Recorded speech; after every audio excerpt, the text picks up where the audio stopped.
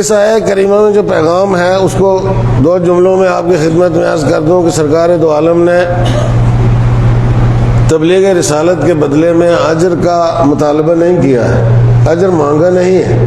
اللہ نے نہیں کہا کہ مجھے اس کے بدلے میں کچھ دو، اس کی نفی کی، لا اسألکم علیہ اجرا، مجھے کوئی اجر نہیں چاہیے اس کے بدلے میں، رسالت پہنچانے کے بدلے میں، دین پہنچانے کے بدلے میں، زحمتیں اٹھائی ہیں جو اس کے پہنچانے میں، اس کے بدلے میں اجر نہیں چاہیے۔ الا المودۃ فی القربہ، مگر یہ کہ تم قربہ سے مودت رکھو۔ یہ مانگا نہیں ہے، یہ دیا ہے۔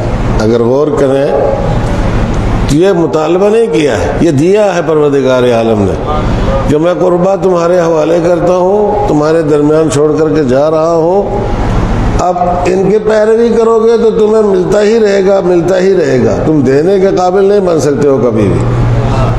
توجہ کی آپ نے، یہ انسان جو ہے محتاج ہے، فقیر ہے، بے نیاز نہیں، نیاز مند ہے، یہ دے نہیں سکتا ہے۔ توجہ کی آپ نے، یہ دے نہیں سکتا ہے، یہ لینے کے لیے آیا ہے دنیا میں، دینے کے لیے نہیں آیا ہے، اس کے پاس دینے کے لیے کچھ بھی نہیں ہے۔ تو اللہ نے بھی اس سے کچھ مانگا نہیں ہے، اللہ نے اس کو دیا ہے قربہ کی شکل میں کہ یہ تمہارے حوالے ہیں، ان کے ساتھ مل کے زندگی بسر کرو گے تو جنت کی ساری نعمتیں تمہارے لیے ہیں۔ سمجھو، ان کے ساتھ مل کے زندگی بسر نہیں کرو گے تو نقصان میں تم خود رہو گے، گھاٹے میں تم خود رہو گے۔ ایک صلوات پڑھے محمد و آل محمد۔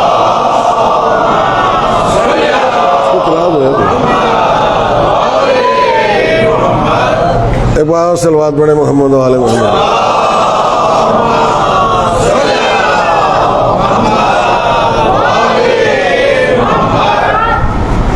اہل بیت کی مودت سے، مودت کا مطلب ہوتا ہے اطاعت، فرما برداری، ایسے میں محبت کے ساتھ، اطاعت اور فرما برداری محبت کے ساتھ۔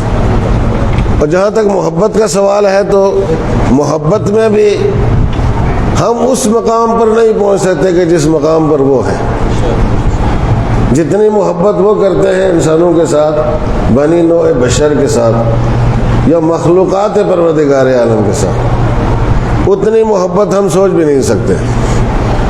اس لیے کہ وجہ اس کی کیا ہے؟ وجہ اس کی یہ ہے کہ جو عقل میں جتنا کامل ہوتا ہے محبت میں بھی اتنا ہی کامل ہوتا ہے۔ ایسے جو عقل میں کمال کی منزل پر فائز ہو، محبت میں وہی کمال کی منزل پر فائز ہو سکتا ہے۔ ایسے میں تو کمال عقل جو ہے وہ ان کے پاس ہے، کمال عقل ان کے پاس ہے، لہذا کمال محبت بھی ان کے پاس ہے۔ توجہ کی آپ نے، ہم سے جو محبت ممکن ہے وہ عقیدت ہے، اور اس کے بعد پیروی ہے ان کی، عشق و لگاؤ، محبت اور عقیدت، اور اس کے بعد پیروی اور اطاعت، یہ چیز ہے۔ اب آپ خود سوچو کہ یہ چیز پروردگار عالم نے مانگی ہے یا دی ہے؟ جو خدا کے لا اسألکم علیہ اجرا، میں اجر کا مطالبہ نہیں کرتا، تو یہ جو کچھ کہا ہے الا المودۃ فی القربہ، یہ مانگا ہے یا دیا ہے؟ قابل غور بات ہے نا، مانگا کچھ نہیں ہے، دیا ہے۔ توجہ کیا آپ نے، جن جن چیزوں سے مودت کا ثبوت فراہم ہو سکتا ہے، جن جن چیزوں سے مودت کا ثبوت فراہم ہو سکتا ہے، ان میں توحید سب سے پہلے نمبر پر ہے، عدل، نبوت، امامت، قیامت، یہ وہ چیزیں ہیں جن سے مودت کا ثبوت فراہم ہوتا ہے۔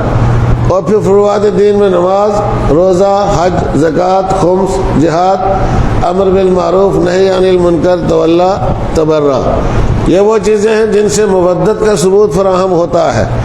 تو آپ اب خود اندازہ لگاؤ کہ اللہ نے توحید تمہیں دی ہے یا توحید کا مطالبہ کیا ہے؟ ایک صلوات پڑھے محمد و آل محمد۔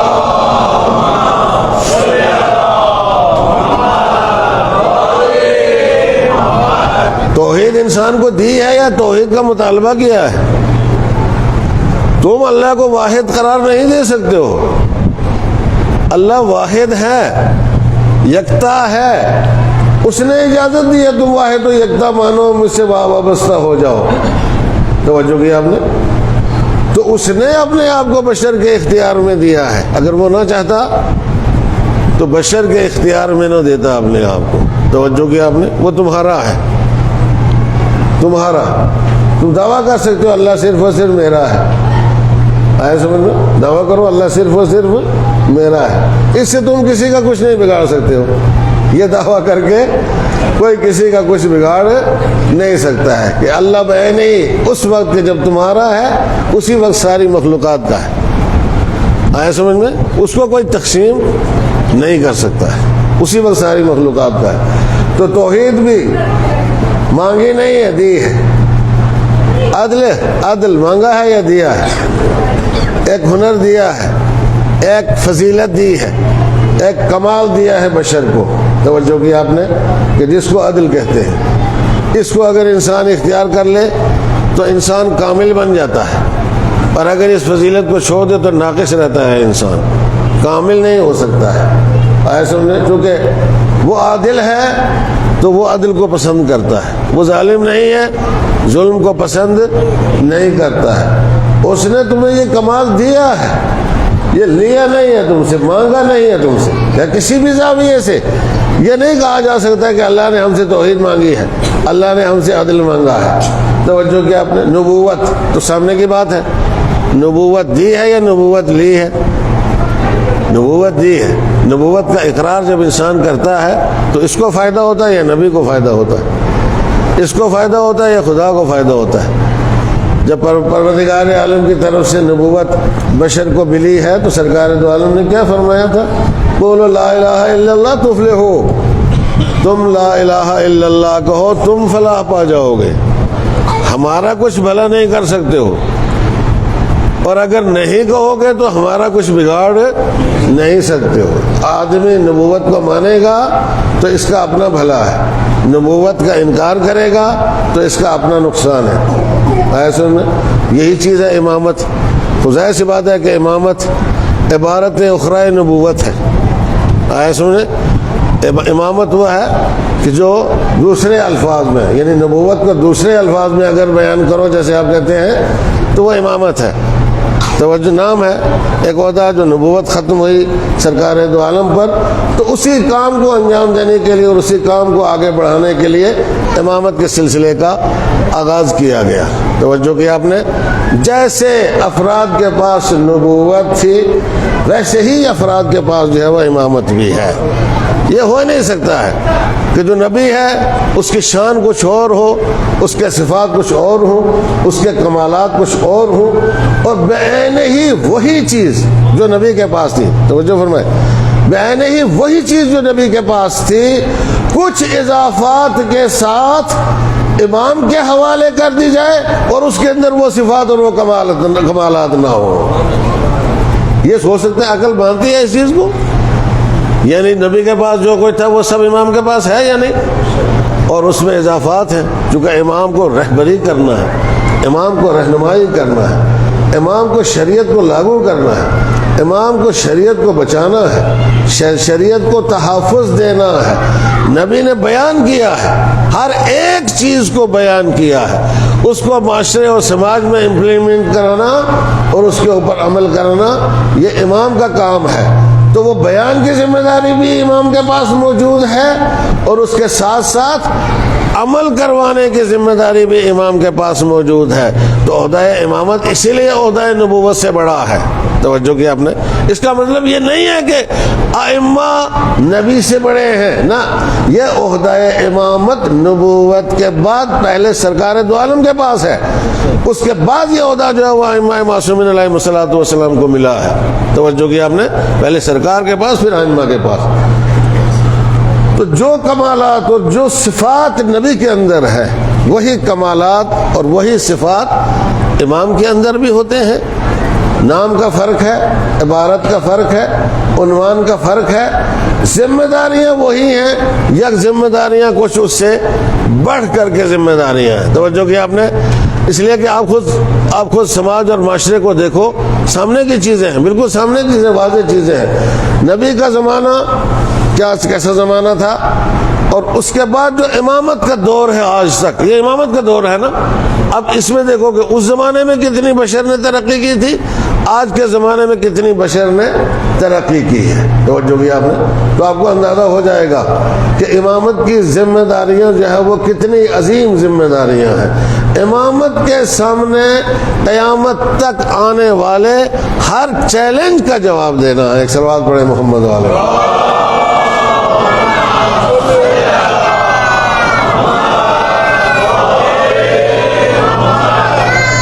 لہذا ان ساری چیزوں کو دیکھتے ہوئے قیامت کا تو جہاں تک قیامت کا تصور ہے، عقیدہ معاد کا جو عقیدہ ہے، قیامت کو جو عقیدہ ہے، یہ تو سراسر پورے طور پر جو ہے وہ پروردگار عالم کی انسانوں کو عطا ہے، بخشش ہے کہ تم اس عقیدے سے جڑ جاؤ، تمہیں پھر پریشان ہونے کی کوئی ضرورت نہیں ہے۔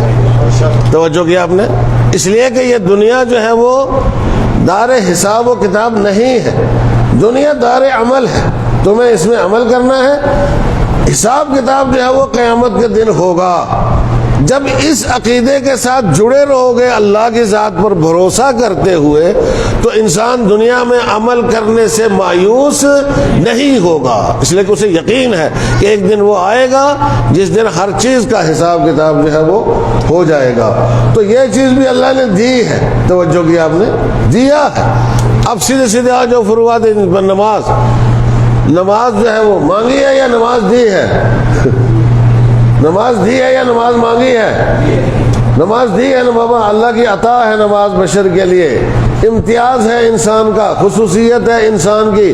یہ نماز پڑھتا ہے تو اس کے اجر میں اضافہ ہوتا چلا جاتا ہے، قرب الہی میں اضافہ ہوتا چلا جاتا ہے، کمالات میں اضافہ ہوتا چلا جاتا ہے۔ توجہ کی آپ نے، بڑھتا رہتا ہے، آگے بڑھتا رہتا ہے، نماز پڑھتا ہے۔ تو کتنی نمازیں پروردگار عالم نے انسان کو دی ہیں۔ اب ان کے بدلے میں اگر خداوند متعال